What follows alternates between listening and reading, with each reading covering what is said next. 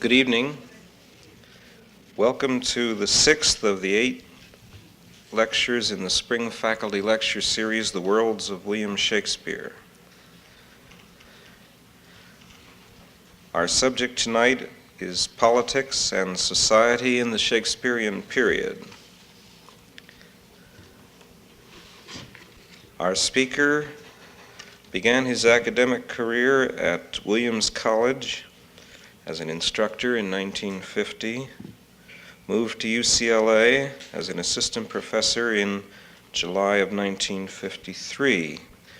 Currently, he is associate professor of history at UCLA and also associate dean of the graduate division since July 1962.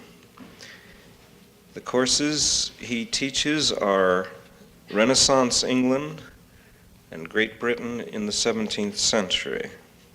Among his publications is the book published by the Oxford University Press in 1959, Oxford and Cambridge in Transition, 1558 to 1642.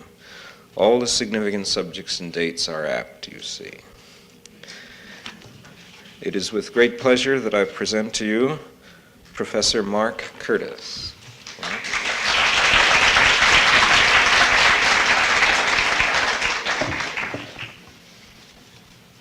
The subject and dates given in the title of the book are apt. I hope the remarks this evening will be as apt. I've taken some liberties in the first instance with the title of the lecture and have added one word and inverted the order of the other two so that the title now reads something like Society, Government, and Politics in Shakespeare's England. I hope that I have not thereby extended the opportunity for remarks so that the program is unduly long. Society in Shakespeare's England, like much else in that stirring age, was an amalgam of old and new. We tend often to forget this fact. The phrases and metaphors we most commonly use to comment on this period more often than not obscure the point. Such phrases as the youthful spirit of Elizabethan England, the vigor and freshness of Elizabethan literature, the birth of national feeling, the adventuresome urge to voyage to unknown waters. These and similar catchwords have become so commonplace that we too often carry in our minds a limited and one-sided image of a delightfully involved and very complex age. A close reading of Shakespeare's works themselves will, however, remind us that if we want to set our picture to rights, we must start with a different perspective. The creative confrontation, the fruitful tension, so to speak, of the time, resulted from an interplay of dominant and still vital old ways and thoughts with suspect innovations. The strength of English life, in other words, did not arise solely from the exuberant but frequently undirected energy of youth, but from a fortunate combination of sturdy institutions and ideas inherited from the past with the self-confidence and enthusiasm engendered by new learning and experiences. As put by the scholar who I consider the dean of Elizabethan historians, Sir John Neal, Elizabethan England was the culminating period or phase of a civilization in which conservative elements from the past were still a vigorous reality, while new forces, having overcome an initial extravagance, had not yet developed their inner weakness to the point of gross abuse and social collapse. I would invite you, therefore, to test this thesis with me this evening as we re-examine society, government, and politics in late Tudor and early Stuart England, the period of Shakespeare's life. We must, of course, start with the old. Dr. E.M.W. Tillyard can here be a useful guide. In his invaluable short book, The Elizabethan World Picture, He shows us that the fundamental outlook of Shakespearean Englishmen was traditional and medieval. It was still essentially Ptolemaic and Aristotelian in its cosmology and metaphysics.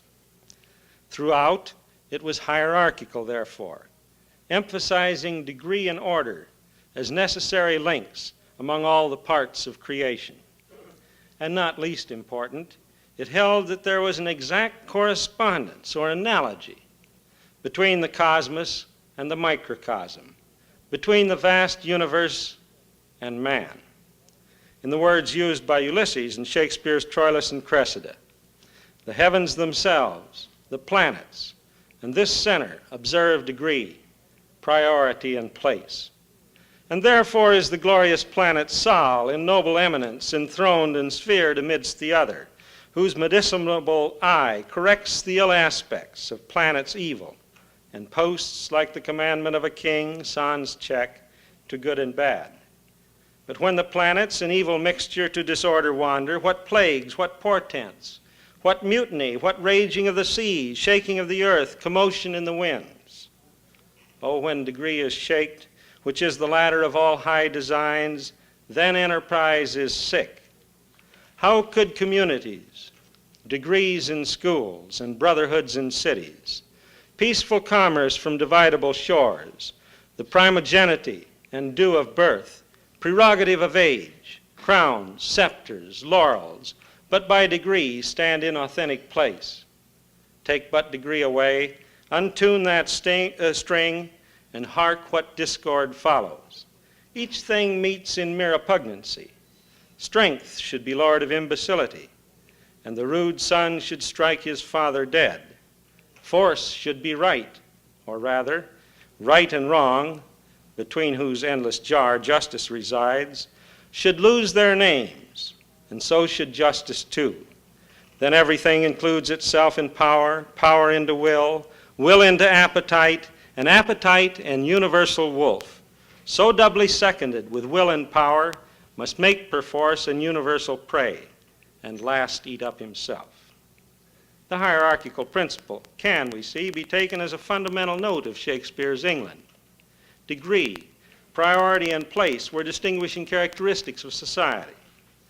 They were as well guarantees of due order among the parts of government, as that society, so that that society possessed a modicum of stability required for justice and lawful enjoyment of private rights.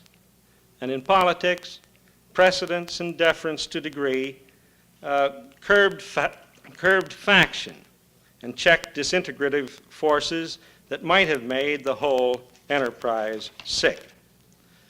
Such emphasis on hierarchy was not, however, so rigid and uncompromising that society was a static, stagnant caste system.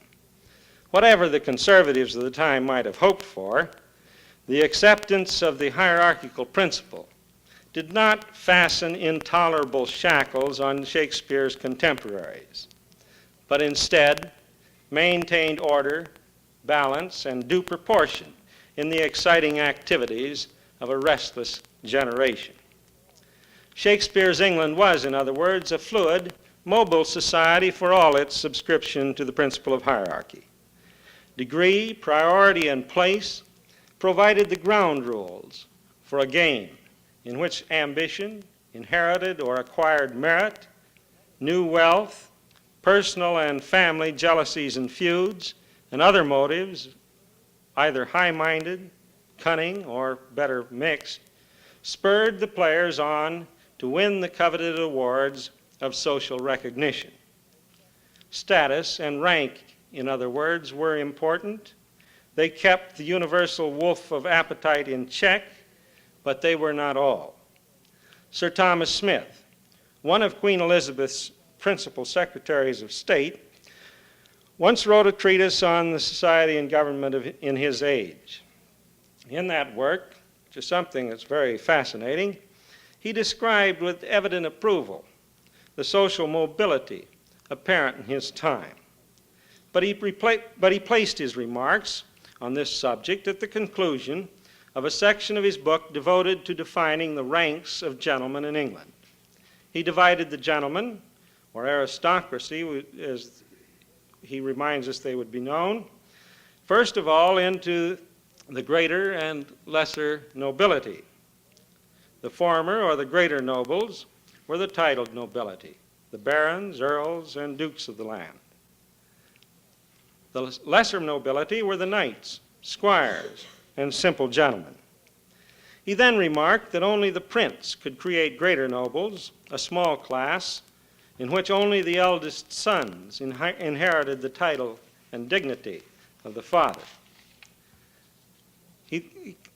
After making this remark, he went on, "But as for gentlemen, they be made good cheap in England. For whosoever studieth the laws of the realm, who studieth in the universities, who professeth liberal sciences, and to be short, who can live idly and without manual labor, and will bear the port, countenance, and charge of a gentleman, he shall be called master. For that is the title which men give to esquires and other gentlemen." I would have you make special note here of two characteristics of a gentleman that Smith details in this passage: his ability to bear the port, charge, and countenance of a gentleman, and his qualifications in learning. Both of these identify means by which men moved from one rank or degree in society to another. Let us turn first to the ways in which men became able to bear the port, charge, and countenance of a gentleman. The fluidity of English society in the 16th century was increased in Henry VIII's reign, some 20 to 30 years before Shakespeare's birth, by the dissolution of the monasteries. This act of state, undertaken for religious and political reasons to secure England's break with the Pope and medieval Catholicism, had far-reaching economic and social consequences. It brought into the king's hands within less than 3 years 1/6 of the land of England that had formerly been in the possession of the monastic orders. The king might have kept this windfall for his own use, but for reasons which need not detain us now, he and his government found it necessary to dispose of the greater share of these lands. Through sale and gift, but more through sale than gift, Henry and his successor, Edward VI, distributed these valuable properties to their subjects.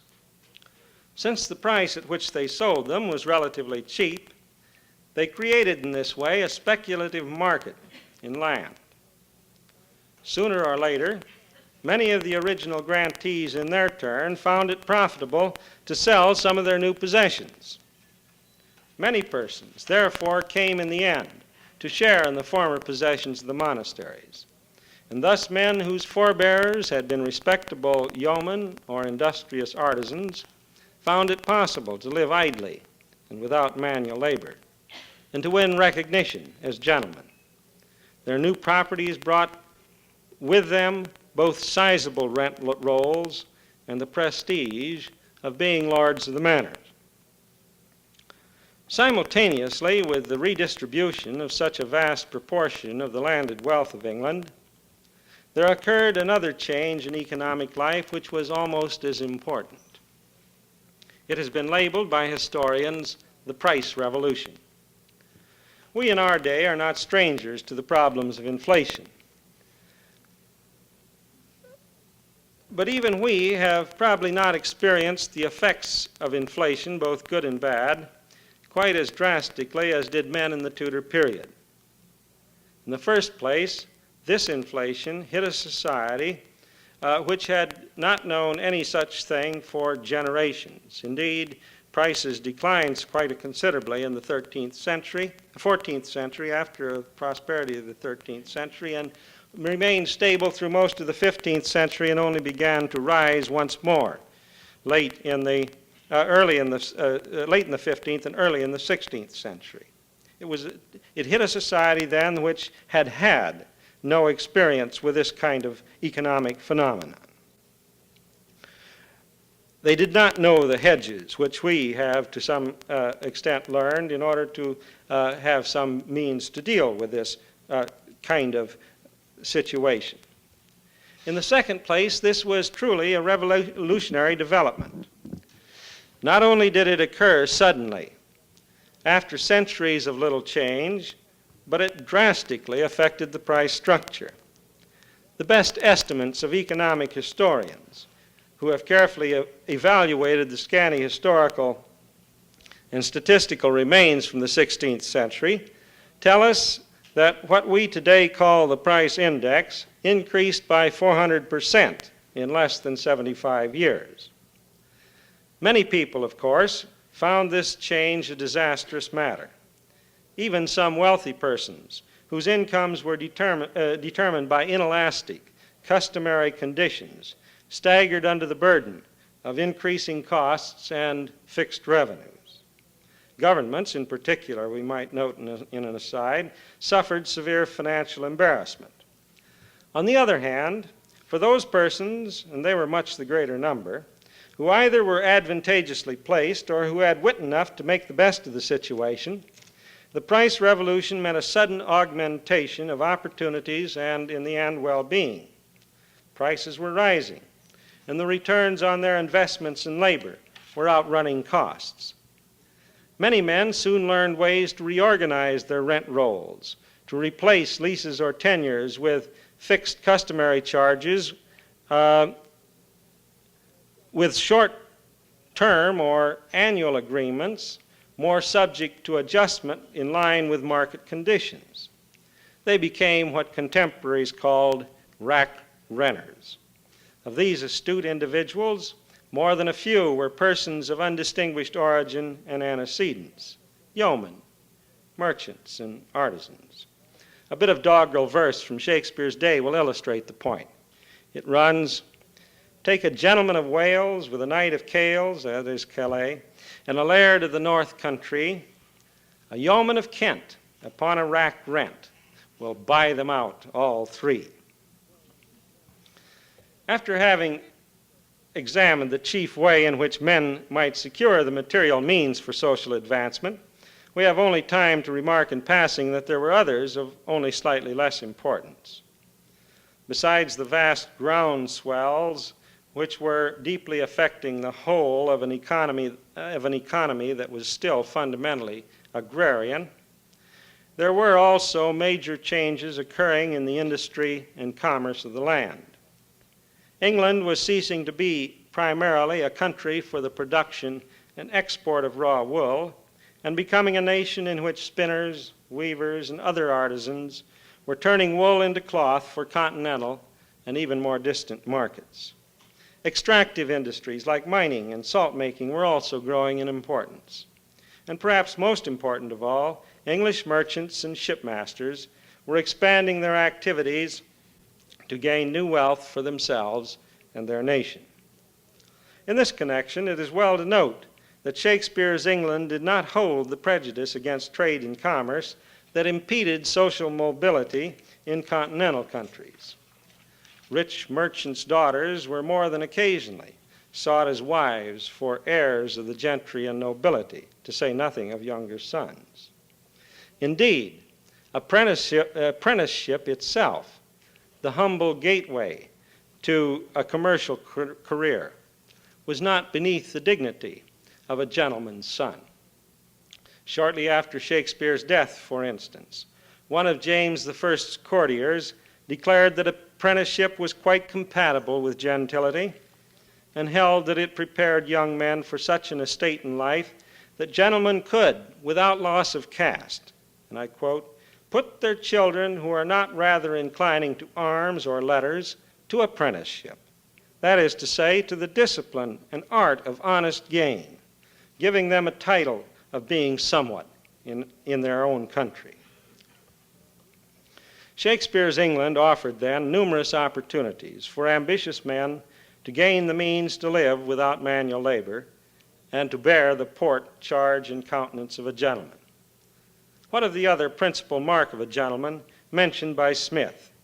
Attainments in learning, either learning in the laws of the land or liberal sciences or both. Were these available in equal measure? For the beginnings of an answer to this question, we might again turn to Shakespeare himself. In The Two Gentlemen of Verona, Shakespeare tells us that even men of slender reputation, that is, uncertain backgrounds, sent their children to the universities. It comes out in a speech by Panthino, confidential servant to Antonio, who is reporting to his master the misgivings of Antonio's brother over the idleness of his nephew, Antonio's son. He wondered that your lordship would suffer him to spend his youth at home, while other men of slender reputation put forth their sons to seek preferment out, some to the wars, to try their fortunes there, some to discover islands far away, some to the studious universities.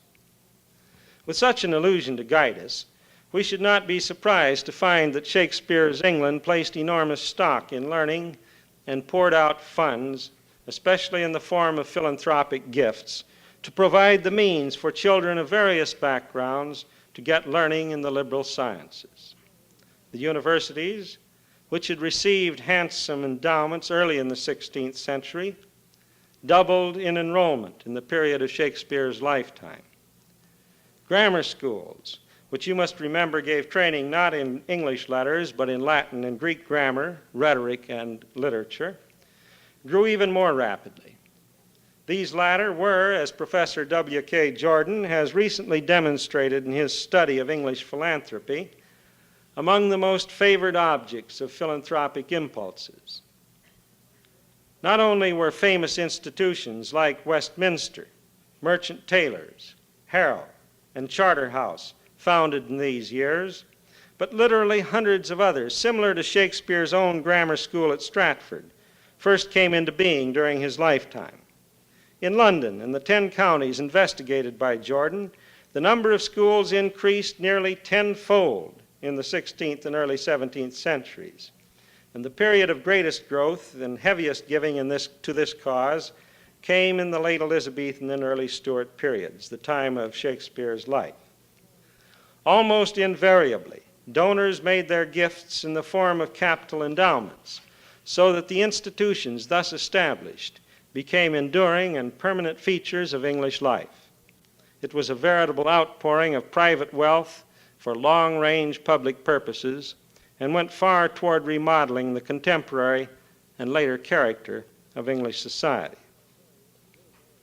The motives behind this far-reaching activity were various in kind, but two in particular deserve our attention. First of all, Englishmen of the 16th century had immense faith in learning as a means for ameliorating social ills. They were deeply disturbed by the problem of poverty and its attendant evils, mendicancy, prostitution, vagabondage, brigandage, general social disorder, and rebellion. Guided by scholars and preachers, they analyzed this problem in terms that did not stop with remarks on the perversity of the human will or the incomprehensibility of God's ways to man, but thrust on to describe the apparent increase of poverty and the rise of bands of masterless men as abnormal developments whose underlying causes were, at least in part, social and therefore remedial. Some, like Sir Thomas More, pointed to rich men's pride and greed as the chief source of these conditions. Others, without underestimating the role of these factors, looked beyond the faults of the few to the shortcomings of the many. To almost all of them, ignorance was the root cause of most of the social diseases of the times. Learning was therefore their cure. An English schoolmaster, writing on the utility of schooling, put the point in these words: "Knowest thou not what profit and commodity learning bringeth to the children of Adam? Look upon the barbarous nations, which are without it. Compare their estate with ours, and thou shalt see what it is to be learned and what to be unlearned. They, for the want of learning, can have no laws, no civil policy, no honest means to live by, no knowledge of God's mercy and favor, and consequently no salvation nor hope of comfort. We, by the means of learning, have and may have all these things. Therefore, in that thou dost enjoy thy lands and livings, in that thou mayest procure such things as thou wantest, it is the benefit of learning. In that thou sleepest quietly in thy bed, in that thou travelest safely on the way, in that thieves and enemies do not spoil thine house and household, kill thy children, take away thy life, it is the benefit of learning. Nay, go further. In that thou thyself runnest not to the like excess of iniquity, art no thief, no murderer, no adulterer, it is the benefit of learning. Dost thou not here see what a plentiful harvest of all good fruits learning bringeth forth? To men with this point of view, legislation that would curb the greed of enclosing landlords, repress riots among the lower classes, provide labor for unemployed men, and relieve the necessities of the destitute was not enough. Only if educational opportunities were expanded might all baptized Christian subjects be virtuously brought up from their childhood and taught good arts, so that each of them, according to his station, might serve God in the good of the realm. One of the earliest and most enduring examples of men acting in accord with such principles can be seen in the founding of Christ's Hospital in 1552. The Corporation of London, responding more quickly than the rest of the country to the abuses of the time, sought to deal in a systematic way with the problem of the poor homeless men, women, and children who were flocking into London then, as they did for years to come. They sought not merely to remove them from the streets, but to make them, where possible, profitable members in the Commonwealth. They appointed a committee of aldermen and prominent citizens to advise them on the problem. Education was one of the measures recommended. Consequently, as a contemporary chronicler of their good works wrote, first, they devised to take out of the streets all the fatherless children and other poor men's children that were not able to keep them, and to bring them to the late dissolved house of the Greyfriars, which they devised to be an hospital for them, where they should have meat, drink, and clothes, lodging and learning, and officers to attend upon them. From the beginning, Christ's Hospital was not only an orphanage, but both a petty and a grammar school. Its staff consisted of a schoolmaster and usher for the grammar school, and a writing master and 2 schoolmasters for the petties. The second motive to which I alluded in speaking about education and the importance of it to the Elizabethans is related to this first one, but goes beyond it. Most of the men who endowed schools in Shakespeare's England saw education not only as a means to maintain social order, but also to make it possible for talented young men to make the most of their abilities. As Professor Jordan has so well put this point, they were determined that no boy with native ability, infused with ambition, should be denied opportunity. And they sensed, certainly correctly, that education alone could break the shackles which bound whole classes of men. Thus scores of London merchants of humble provincial birth, who had won great wealth, when they came to set their worldly affairs in order, bethought themselves of the poverty and ignorance which had all but overwhelmed them. This explains why so many of them ordered the founding of a free school or a great scholarship fund in the home parish, with which they had had few, if any, ties for nearly a full generation. Shakespeare's whining schoolboy with his satchel and shining morning face creeping like snail unwillingly to school may not have shared his benefactor's sentiments, but later in life he may well have been grateful for the chance to improve his lot. I have spent so much time on certain social aspects of Shakespeare's England because they are, on the whole, relatively neglected. It is time now, however, to turn our attention to government and politics. It would, of course, be foolhardy to try in the time remaining to describe in detail the institutional relations among the parts of late Tudor government. I shall instead attempt to bring out in relief one or two key features that are closely linked to the matters I have just been talking about. The first of these is that Tudor government was still in Elizabeth's reign essentially medieval in structure. Here, as in the social situation, the basic given element was traditional. The early Tudor contribution in government to the realm was to restore good governance to England and to make the king's writ run once more in the land. But the means used were not as despotic as they once seemed to historians. The terms new monarchy or Tudor despotism are rarely used these days to describe what was done. To be sure, Henry VII strengthened the control of central government over the obstreperous magnates, and in general exalted the position of the monarch. His son, Henry VIII, and his granddaughter, Elizabeth, extended the scope of government and brought much that had once been left up to local authorities, if it were done at all, under the eye of the royal council. But the fundamental structure for all that was still medieval. The secret of the Tudors was that they knew how to govern.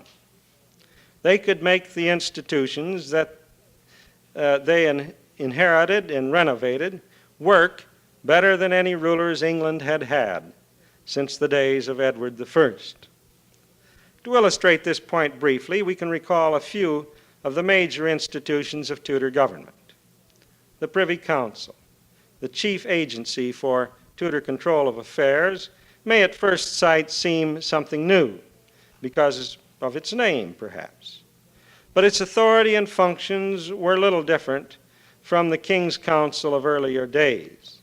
It was only more effective and more systematic in its procedures. The Court of Star Chamber, which was the Privy Council sitting as a judicial body, was not a Tudor innovation.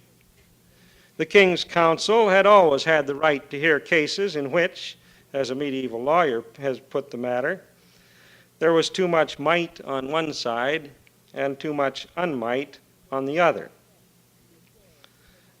Only thus could lesser subjects be assured that they could get justice done when ordinary means failed because of the magnates' control of the ordinary courts. In Tudor days, the difference was that the council sat in judicial sessions much more frequently and regularly than it had ever done before.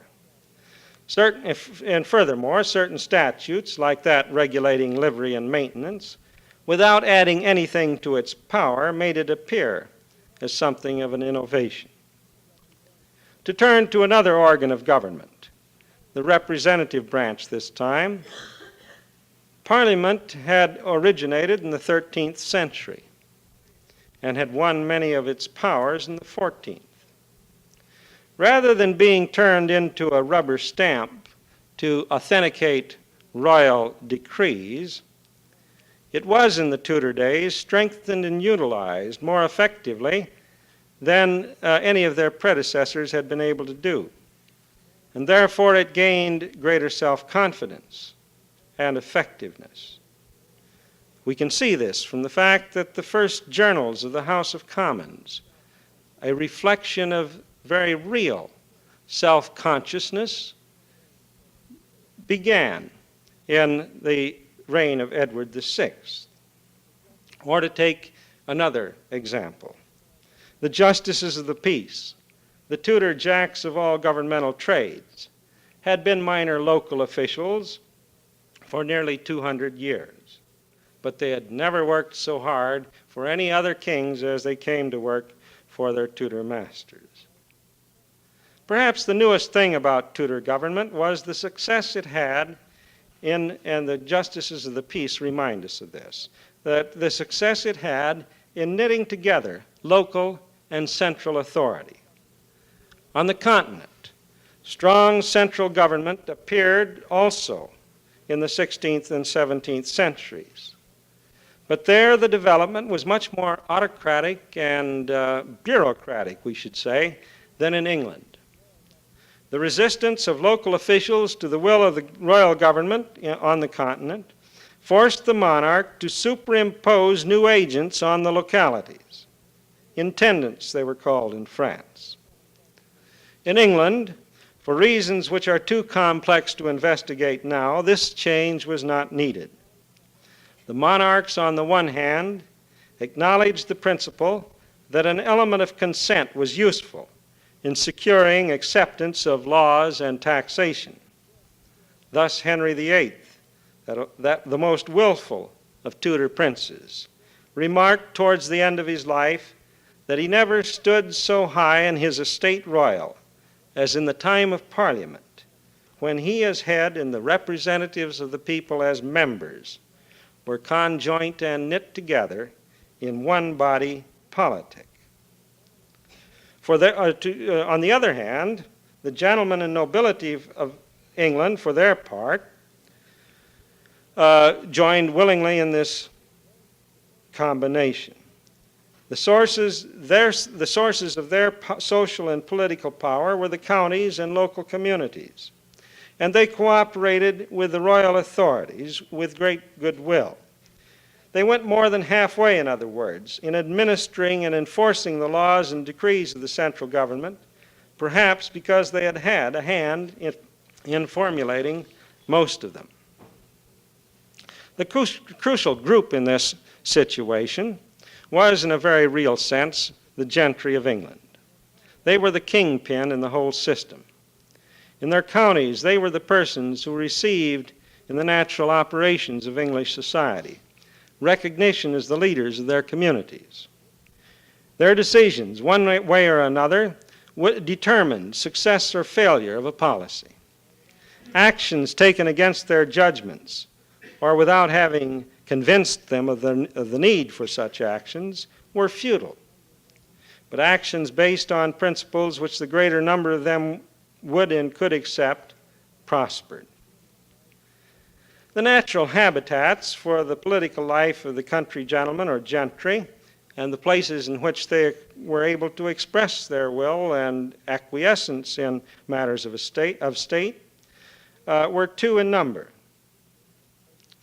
The first of these places where you could find a country gentleman would be on the bench of the justices of the peace, most frequently in quarter sessions.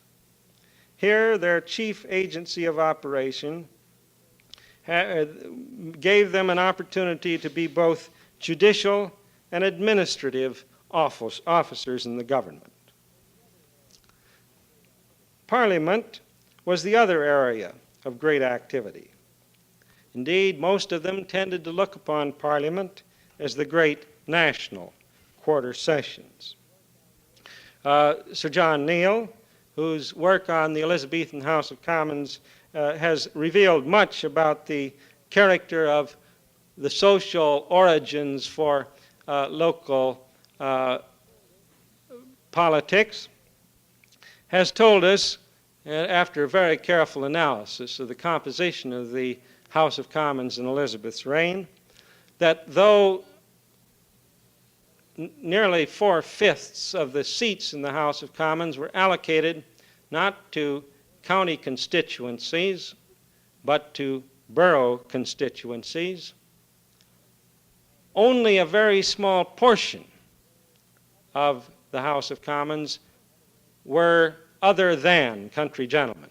In other words, even the borough constituencies were more often than not filled with country gentlemen, the natural leaders of this agrarian society. Through all this, we must not forget that Shakespeare's England was a small country. There were only about 4 million persons in all in England at the time of Shakespeare's death. And this means that there was an intimacy about governmental matters which may seem strange to us today. When the country gentlemen met one another in Parliament or in the courts of law or on the bench of the quarter sessions, they came together as acquaintances who knew something of one another's backgrounds and origins. This intimacy extended to the central government itself. The officers and institutions of government were not so distant and remote that Shakespeare's friends and neighbors in Stratford would feel hesitant in making use of them whenever they felt wronged. Remember how Shakespeare has Master Shallow and the Merry Wives of Windsor exclaim in the opening speech of that play, "Sir Hugh, persuade me not, I will make a Star Chamber matter of it. If he were 20 Sir John Falstaffs, he shall not abuse Robert Shallow, Esquire." This could have been reported from life. Popularity, the Star Chamber was still, in Shakespeare's time, a popular court. It had not yet become a strong arm of administrative autocracy, enforcing the will of and decrees, arbitrary will and decrees of the council. It still had time, in other words, for private business. And it offered great opportunity for private wrongs to be righted, especially for wrongs that might be covered by complaints of libel or riotous behavior, threatening an individual with weapons both invasive and defensive, or using other courts of justice in an improper manner so that a subject of the crown could not get his grievance settled.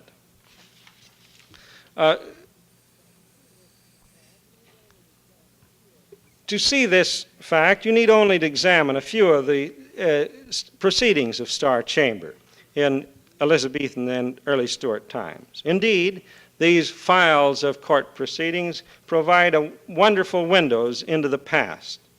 Some give a view on scenes as hilarious as any used by Shakespeare for comic relief.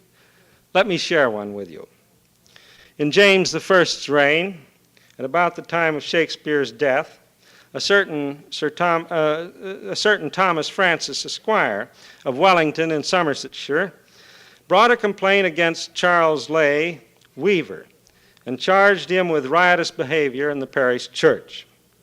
Lay, so said Francis, had intruded himself and his family into pews in the north aisle of the church, a place reserved for quality and not to be used by such men as Lay. Furthermore, Lay had destroyed stained glass in a window in the north aisle of the same church.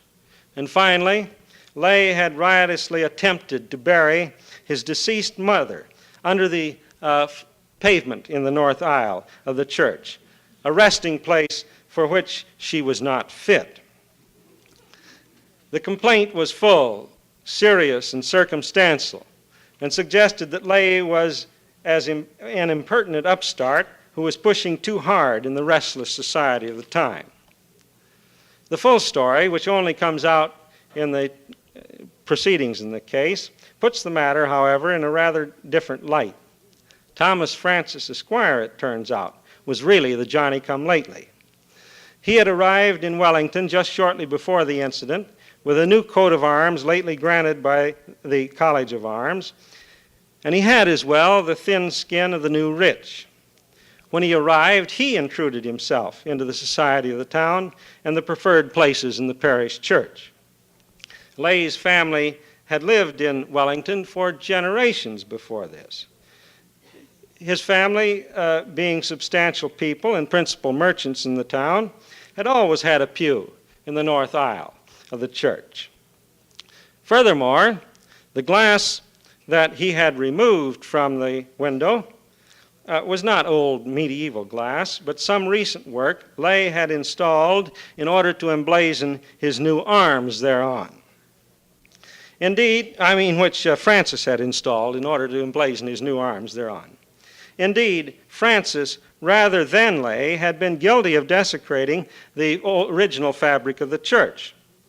To put up his own arms, he had removed some ancient glass with a proper portrayal of a biblical scene, which Lay's great-great-grandfather had paid for and installed more than 100 years before. The climax of this whole story came with the burial scene. Lay had been out in the countryside buying wool for his weavers when he learned of his mother's death. He returned to town in order, being the eldest son, in order to preside at this very crucial moment in the family's life, to find that his brother and the parish clerk or pastor had made proper arrangements, all in due order, for the burial of the old lady. She was to be buried according to the instructions that the parish clergyman had known about for years under the north aisle of the church. Lay then and his brothers and sisters and their sons and daughters met at the old lady's house, carried the coffin in a dignified manner from the house to the church. And as they walked into the church, they found that the sexton was still down in the grave, throwing the dirt out as rapidly as he could. They thought the grave had been dug long enough ago so that this would have been unnecessary. But the sexton was there throwing the dirt out manfully, while some retainers of the new gentleman were up on top of the grave, pushing the dirt back into the grave as rapidly as possible. In the whole, the denouement of the whole thing came when Lay, remonstrating with Francis's retainers, was tripped up by his heels and fell headlong into the grave himself. It's all a very amusing village story. These kinds of things illustrate the intimacy of life even at the national level, for this kind of thing got into Star Chamber, was duly considered, I hope, with merriment by the dignified judges of Star Chamber, and I trust that Lay got the kind of settlement to his grievance that he deserved. So much then, at least, for a rapid sketch of the situation in government. If you will bear with me just a few more moments, I should like to describe in very rapid detail certain of the major features of politics, the motives primarily that made the governmental machinery run, or for which the governmental machinery was required. The main themes of politics in Shakespeare's time were perhaps 3 or 4 in number. First of all, there was the problem of social order. I've already alluded to the questions or matters of land speculation, inflation, and other questions of this kind, which created unrest and, to some extent, even rioting, especially when these matters gave rise to new ways to exploit the lands. New owners of monastic properties trying to find ways to make a great income off of them might engage in such practices as enclosure, thereby dispossessing some of the long-term tenants on the lands, turning them loose to become sturdy vagabonds and valiant beggars. This kind of situation and the poverty that attended a growing number of masterless men in England at the time created the need for measures to control the social unrest of the time. But not only did the Englishmen of the time seek to achieve this by mere repression of the disorderly, but they often sought to go to the root of the matter and try to deal with the causes. Hence you get such things as the Statute of Artificers, passed in 1563, a piece of national legislation to try to control and improve the means by which young men could learn trades and become productive members of society. Or the Great Poor Law of 1601, which gave to the local communities of England responsibility for the care of the poor. A law which almost might be called the Social Security Act of the late 16th century, which provided much needed control and care of poverty, and lasted in its major provisions well down into the 18th and early 19th centuries. Indeed, it was only finally modified in 1834 by the Poor Law Amendment Act of that year. Poverty, new economic problems, and the social unrest that accompanied them then provided some of the needs for political activity, provided some of the issues about which politics turned. Another, and perhaps even more important in a way through most of Shakespeare's life, was the succession question. If you will recall, Henry VIII left only 3 heirs, direct heirs: Edward VI, the consumptive, who died at the age of 15, his elder daughter Mary, who died disappointed and childless in 1558, and Elizabeth, who never married. All through Elizabeth's reign, there was an urgent question: who will succeed the Queen? Who stands in line of succession? Who will guarantee the peace, order, stability that Elizabeth has brought as a real endowment to her realm? Elizabeth, of course, never liked to hear the succession question discussed. She feared that if her successor were designated, it might, especially if it were Mary, Queen of Scots, mean that she would curtail the length of her own life. But the succession question and all the problems that were involved was an urgent matter for people in Shakespeare's days. Most of them remembered only too well the incidents chronicled by Shakespeare in dramatic fashion in his history plays from Richard II on down through Richard III.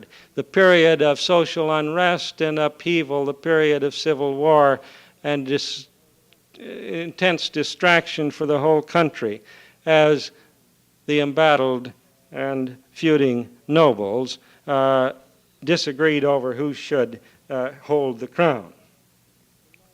A third issue that enlivened politics in these days was the question of religion. The Elizabethan settlement, as I suspect Professor Kinsman went at great length to explain to you, was a moderate Protestant settlement which satisfied most people in the country, but left 2 groups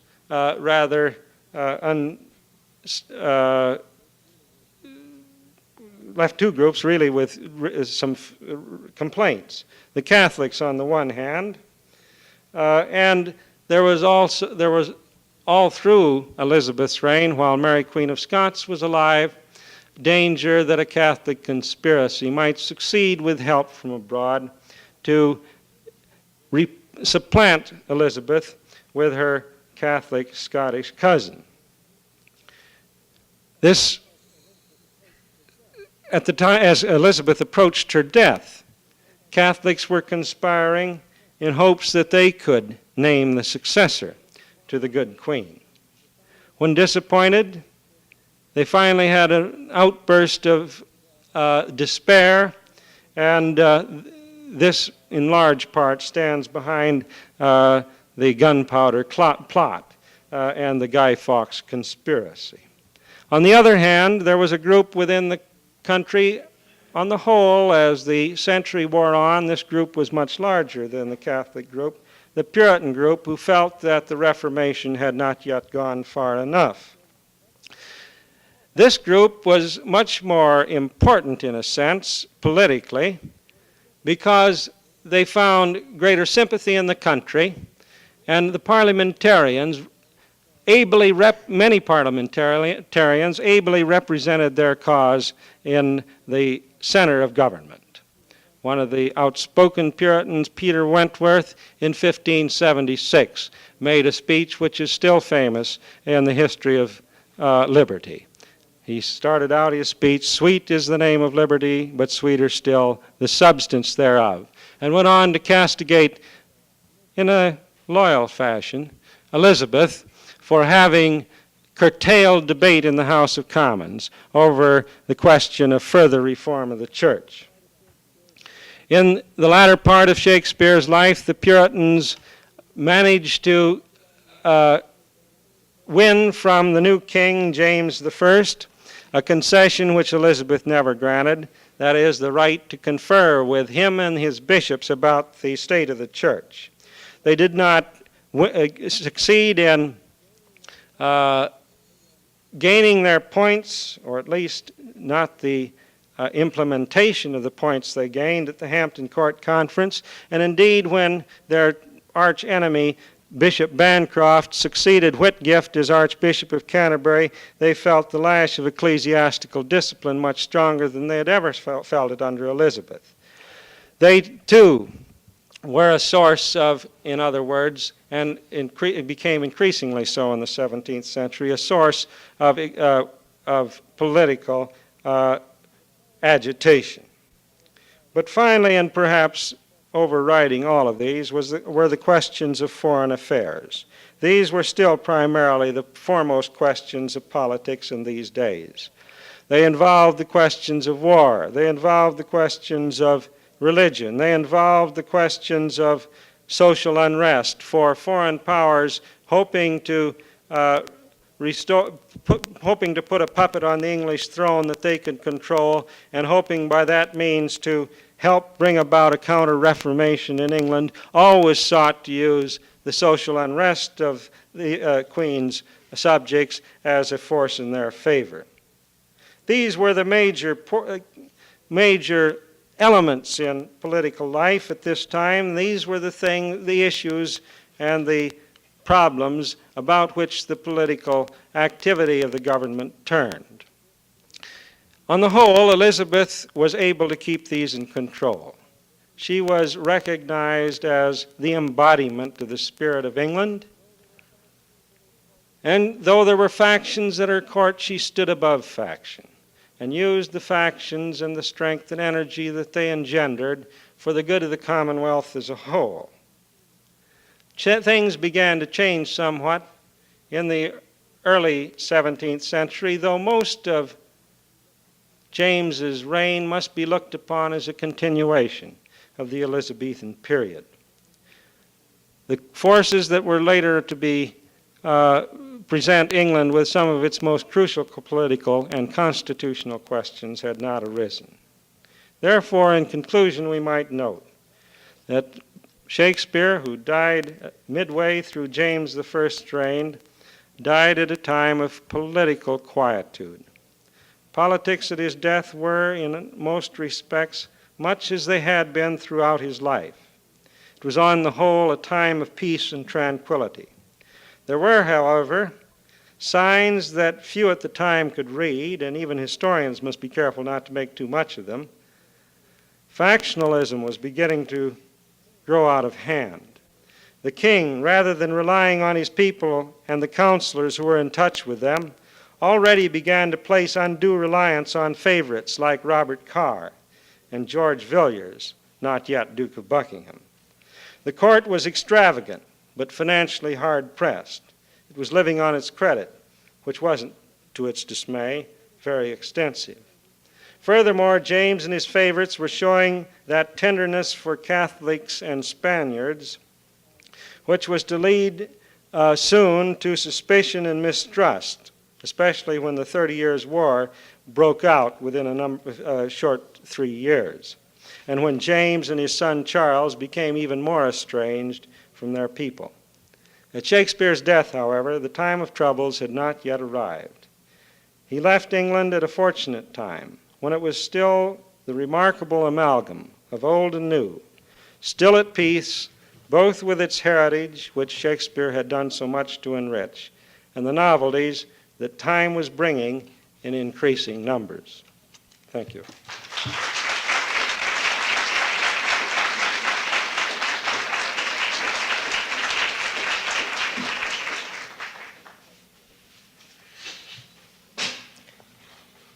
Are there any are there any questions you want to ask of Professor Curtis?